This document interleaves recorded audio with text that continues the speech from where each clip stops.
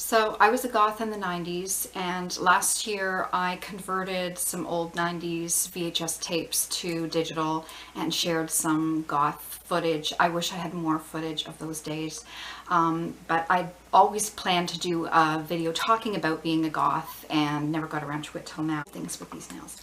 I found this adorable book on eBay, What is Goth by Voltaire, and it's really cute. I could relate to a lot of it, and it's very funny, and he talks about the meaning of goth, some things that I didn't know, like the original Goths were this Germanic tribe that was barbaric, and the word came to mean, goth came to mean barbaric and uncivilized, whatever, and then Gothic was referred to the Middle Ages, Gothic architecture in medieval architecture, and it referred to Gothic literature, Dracula, Frankenstein, and then the Gothic culture, makeup, fashion, and music.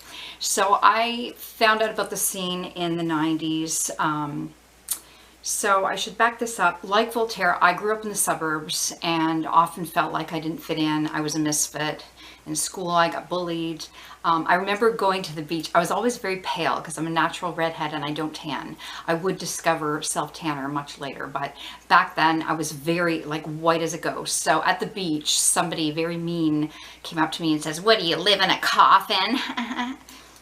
Like, yeah, whatever. So when I discovered the Gothic culture, it was so cool because it's like I was a misfit, but suddenly there was somewhere that I fit in. So the first Goth-esque club that I went to, it was more kind of new wave goth, I guess, the Lizard Lounge in Toronto. And then later, I think it became the Dance Cave, or maybe I'm mixing up two memories, but then later it was Dance Cave. So new wave bands like Joy Division, Depeche Mode, New Order, The Cure, and some more goth bands like Bauhaus, Peter Murphy, Bela Lugosi's Dead is like a goth anthem.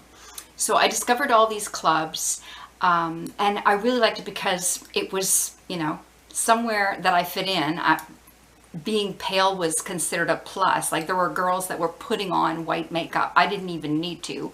And I always thought about dyeing my hair black, which I never did, but I did have a short black wig.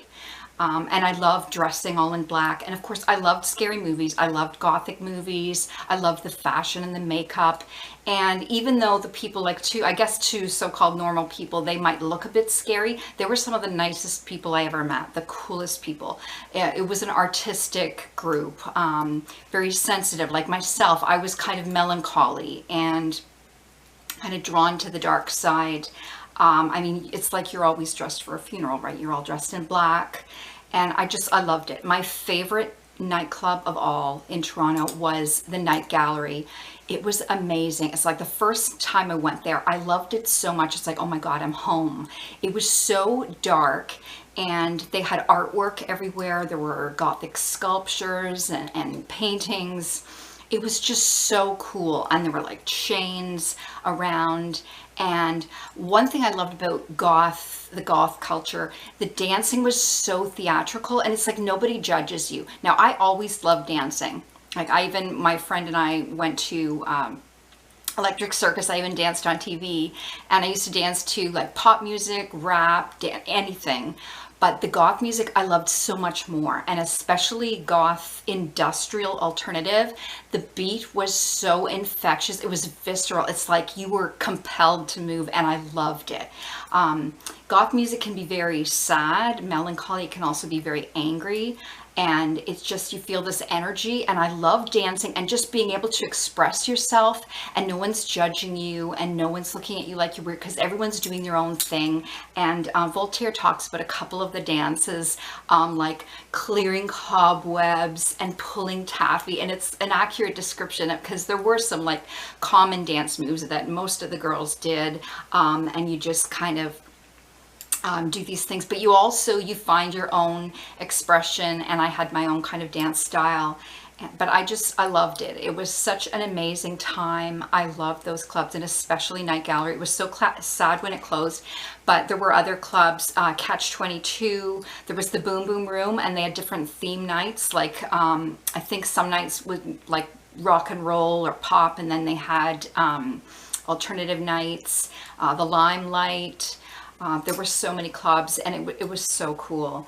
And things like, I went to Europe in the 90s as well, and even though I didn't dress as a full goth for the whole time, we did make some gothic stops on our trip. Like we visited the catacombs, which was really cool, and there was this old church in Rome that had these skeletons and skulls decorating the church of Our Lady of the Immaculate Conception.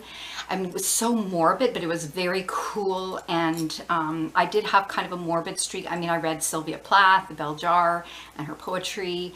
I loved, of course, Dracula and Frankenstein and Wuthering Heights. I loved Romeo and Juliet. I loved Shakespeare. It's like I was drawn to this kind of romantic, tragically themed stories, and in my own life, I think I was drawn to romance and drama and tragedy because some of the guys that I fell for were tragically flawed. And I mean, here I am all these years later. I've never gotten married, so I was a hopeless romantic, emphasis on hopeless, and never quite found that right mix of somebody that was very romantic but not literally falling apart. But anyway, it was such a great time. And of course, now I'm not a full goth all the time. Now I'm kind of an October goth. I love Halloween. My daughter loves Halloween, and it was fun to share that with her. For a while there, she was really interested in scary makeup and was doing all these different scary makeup looks.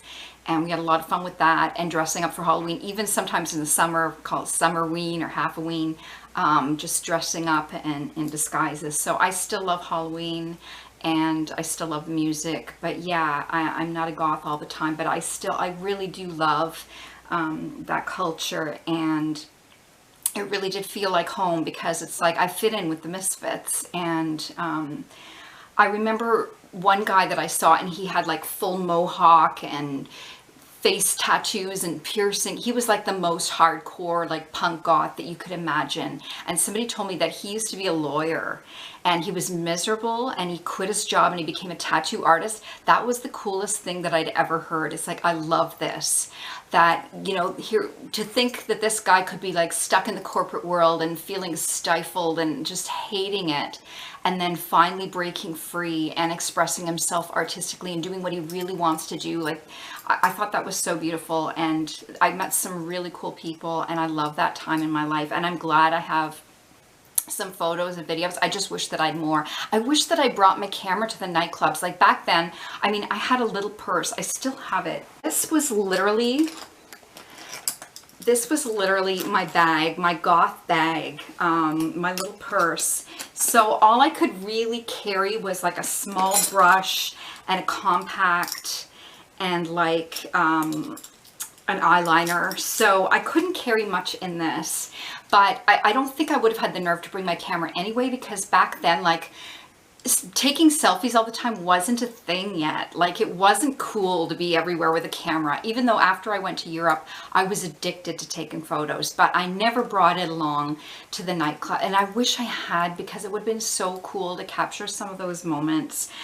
If there is anyone out there that used to go to the Night Gallery, Catch 22, all those clubs in downtown Toronto in the 90s, please, if you have any footage, like videos and photos, especially if I'm in any of that, like, please contact me. I would love to see them, because yeah, I wish I had more from that era.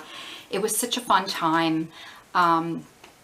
So yeah, I'm so grateful for the memories, and the 90s were like really a peaceful, happy time for the most part, even though, you know, I was angst ridden and had my melancholy, because when you're younger, you seem to have this identity crisis and self-doubt and what am I doing with my career and relationships and everything. But looking back, it's like it was such an amazing time. And one of the things that Voltaire mentions that I thought was really cool was, it seems like Goths are always miserable, like you never see them smiling, but really a lot of them have a wicked sense of humor. Like I was always laughing. I loved Kids in the Hall and In Living Color, Monty Python. Like I did have a funny side and a sense of humor, even though I could appreciate the dark side of life and the misery and all that. But yeah, I was maybe always a goth. Like even when I was little, I had a crush on Dracula from a very early age. Like when I first saw vampire movies and Dracula, I thought it was so romantic. Like to me, that's the ultimate romantic, is Dracula, because when he says forever, he means it. He's been alive for centuries. I used to, even when I was little, I would keep my bedroom window open in case a bat flew in, and it just happened to be Dracula. So I was maybe always a bit of a goth, and I loved horror movies. I got to meet Clive Barker. That was so cool. He was my idol when I discovered the Books of Blood. I loved his stories because I loved Hellraiser. I also had a crush on Pinhead, the Hellraiser movies. And Clive Barker's a brilliant writer. I got to meet him, got his autograph. I had a crush also on Edward Scissorhands.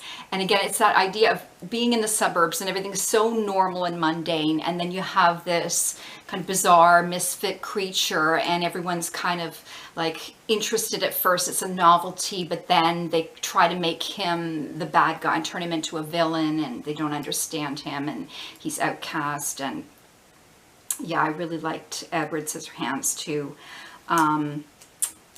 I don't know if I've got to everything that I was planning to talk about, but anyways, I just wanted to do a goth video for October. I'm also going to do a video in my costume. I'm doing an apocalypse costume, and I'll do a video of that. But yeah, so embrace your inner goth, especially around Halloween. It's fun. Even though we don't go out for Halloween, we celebrate at home. We dress up and we have candy and we watch spooky movies, and it's fun. But yeah. So anyway, thanks for listening. Bye for now.